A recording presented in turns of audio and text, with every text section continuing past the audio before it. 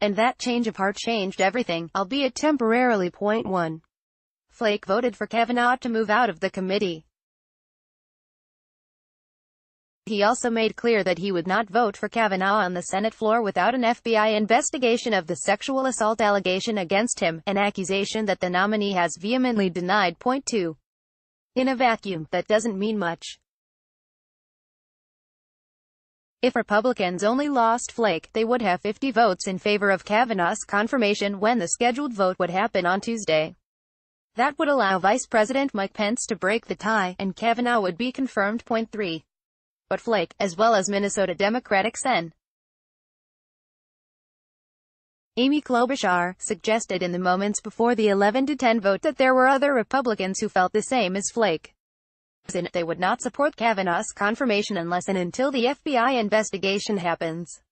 Those senators are, presumably, Susan Collins of Maine and Lisa Murkowski of Alaska. Point 4. None of what Flake did was binding, until the White House and Senate Majority Leader Mitch McConnell weighed in. McConnell formally requested the White House to instruct the FBI to do supplemental background check, which would be limited to current credible allegations against the nominee and must be completed no later than 1 week from today. The Senate Judiciary Committee announcement means that McConnell, as expected, has bowed to the fact that he does not currently have the votes. Presumably, Flake would not have made the 1-week FBI investigation request and then B, voted for Kavanaugh to move favorably out of committee unless C, he knew that he had Murkowski and/or Collins, or some other Republican, was with him. Murkowski confirmed to reporters after the session that she supports Flake's proposal. President Donald Trump bowed to the inevitable on Friday afternoon, ordering an FBI investigation.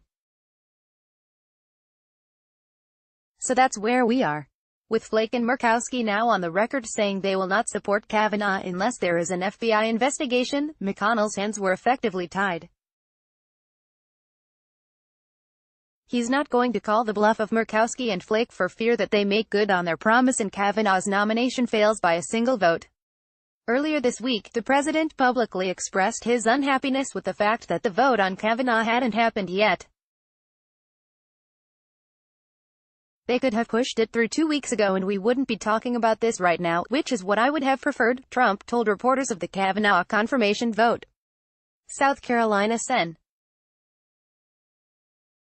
Lindsey Graham, who rescued Kavanaugh's nomination from near disaster on Thursday and who has a close relationship with Trump, acknowledged that reality just after the Judiciary Committee vote. "Somebody's got to explain this to Trump," said Graham. "I guess that's my job. If I'm nothing, I'm practical." Trump, like McConnell, may not have had much of a choice in the matter.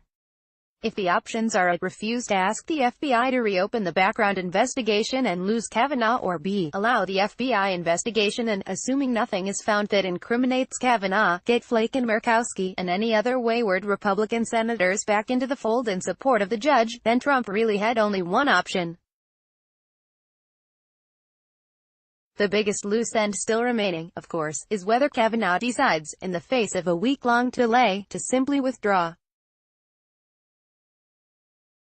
He was adamant that he would not do so during his testimony on Thursday. But he also was very clear that he believed the vote needed to happen immediately. Does this likely delay change anything for Kavanaugh? And what about Trump? The president is hugely mercurial.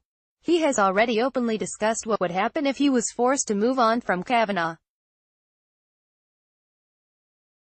Does this forced delay make him throw up his hands and simply move on to another nominee that would be less problematic?